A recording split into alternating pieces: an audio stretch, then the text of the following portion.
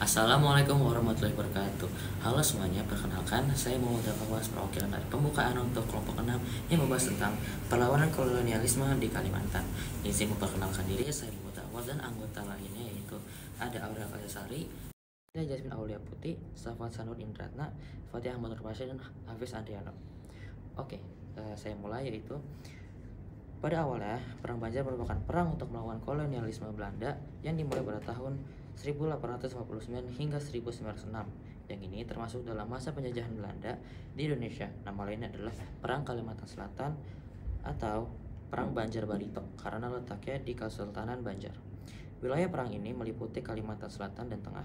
Konflik ini dimulai ketika Belanda memonopoli perdagangan di Kesultanan Banjar. Ternyata Belanda menginginkan hal yang lebih, yaitu kecampur di urusan kerajaan yang tentu membuat situasi kerajaan bertambah kalut. Pada abad ke-16, Belanda atas nama East United India Company sudah datang dan menjalin kontrak di Pulau Kalimantan, tepatnya pada tahun 1606. Pada tahun 1635, kontrak pertama perdagangan lada ditandatangani bersama dengan Kesultanan Banjar. Waktu itu, lada merupakan produk mewah di Eropa.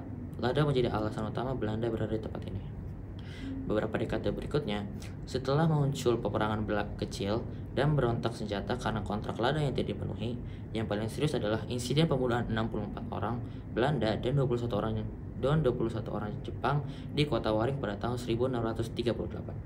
Pada abad ke-19, Herman Willem Daendels selaku gubernur Hindia Belanda memutuskan untuk meninggalkan Banjarmasin atas pertimbangan tidak ekonomis. Kemudian Inggris mengambil alih Kalimantan sebagai akibat dari Perang Napoleon pada tahun 1811. Oke, selanjutnya akan dilanjutin dengan saya. Jadi, awalnya Belanda ikut campur dalam perebutan tahta. Pangeran Nata yang ambisius dan didukung Belanda membunuh dua pewaris sah, yaitu Pangeran Abdullah dan Pangeran Ahmad, agar bisa naik tahta. Belanda kemudian mengangkat Pangeran Nata sebagai Sultan Tahmidillah II dan memastikan mereka mempunyai pemimpin boneka yang patuh. Satu-satunya pewaris yang selamat ialah Pangeran Amir, melarikan diri ke Batu Licin dan mendirikan basis perlawanan bernama Kerajaan Kusan untuk membangun kekuatan dan dukungan. Sementara intrik ini terjadi, kekuasaan Belanda secara resmi menguat.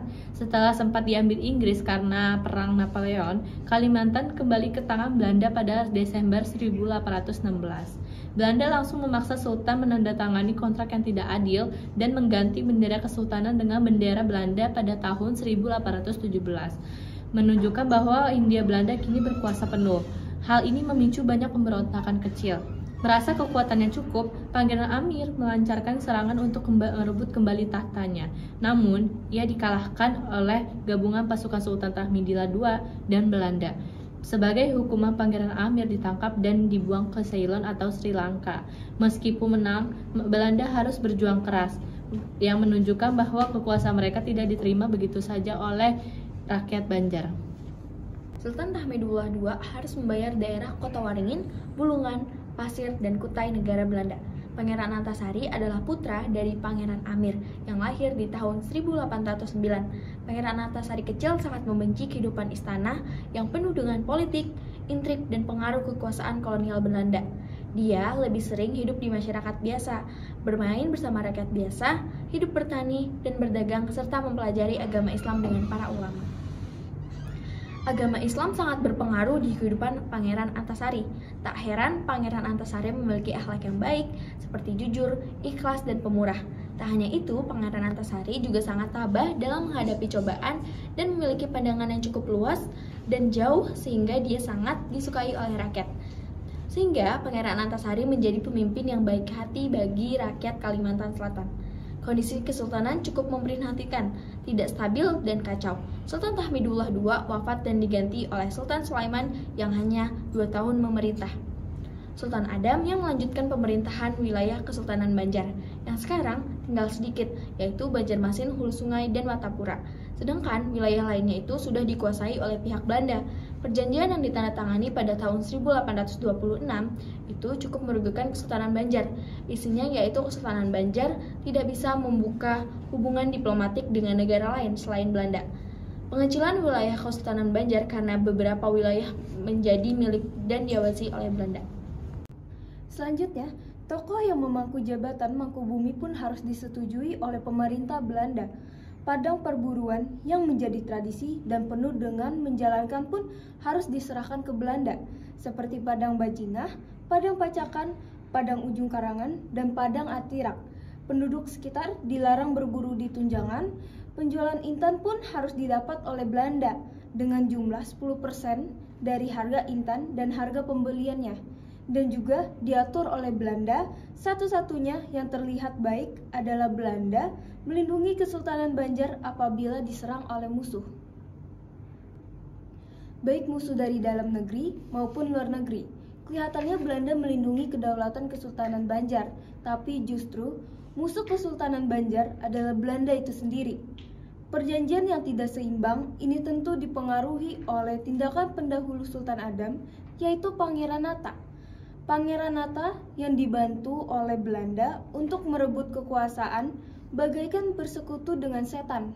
Akibatnya, Pangeran Nata harus membalas budi Belanda dengan perjanjian yang sangat menguntungkan Belanda, baik dari yang pendek maupun jangka panjang.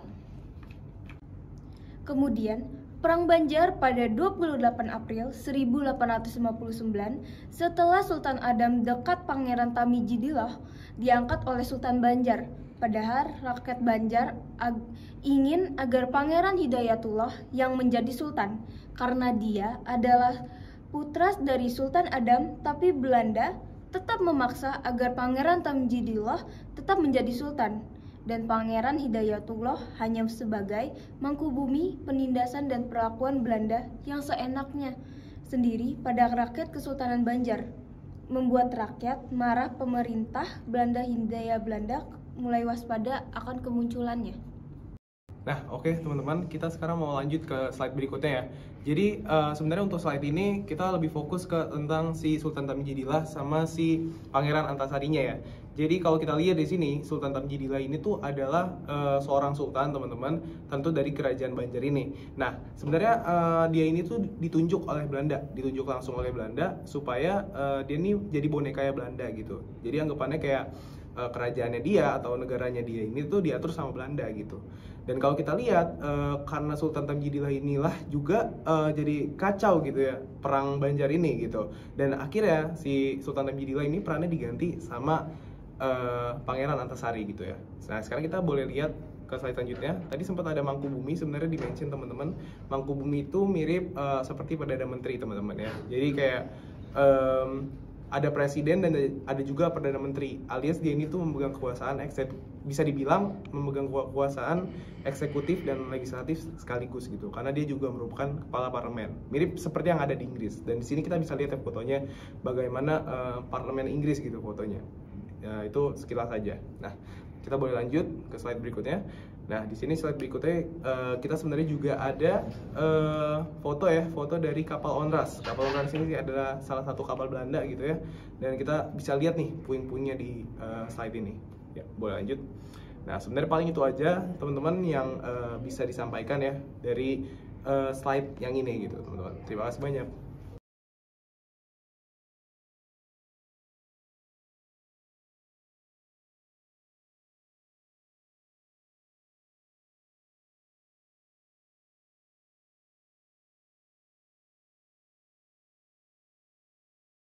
Komando tertinggi perang dan pemimpin Islam tertinggi sejarah Perang Banjar semakin mendekati akhir dari kekalahan Kesultanan Banjar sedikit demi sedikit. Semakin tampak pasukan Belanda dipatok sebagai persediaan dan pasukan bantuan dari Batavia. Karena terus terdesak, Pangeran Antasari memindahkan markas komando di Sungai Taweh. Dari sana, Pangeran Antasari oleh dua putranya seperti Gusti Muhammad Said dan Gusti Muhammad Semar. Selain itu juga dibantu oleh Ki Demang Lehman dan Tumenggung Surapati. Tetapi beberapa hari kemudian Pangeran Antasari wafat lalu dimakamkan di Hulu Taweh. Meskipun Pangeran Antasari sudah wafat, pemberontakan pada Belanda masih berlanjut hingga dipimpin oleh dua putranya. Tapi tetap saja perlawanannya melemah sehingga perbedaan kekuatan yang signifikan antara kaum Banjar dengan Belanda. Di tahun-tahun akhir, Perang Belanda berhasil menangkap dan membunuh beberapa tokoh perjuangan. Contohnya yang tertangkap seperti Tumenggung Aryapati dan Kiai Demang Lehman. Sedangkan yang gugur yaitu ada Tumenggung Mancanegara dan Tumenggung Naro Panglima Buhari dan juga Rashid.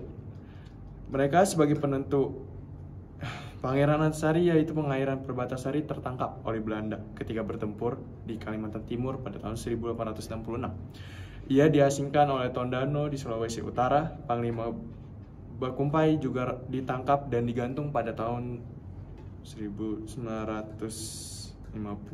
Banjarmasin, temannya juga wafat di pertempuran Barat Kuning di daerah Barito. Hasil akhir dari kekalahan Kesultanan Banjar ini selesai pada tahun 1965, ditandai dengan kekalahannya Pangeran Antasari dan Kesultanan Banjarmasin. Dan masing-masing korban dari pihak Belanda lebih dari 6.000 jiwa, sementara pihak kolonial kehilangan 3.000 hingga 5.000 orang dan 2 kapal uap yang tenggelam pasca perang ini. Belanda semakin menunjukkan taring dan kukunya di tanah Kalimantan. Terima kasih.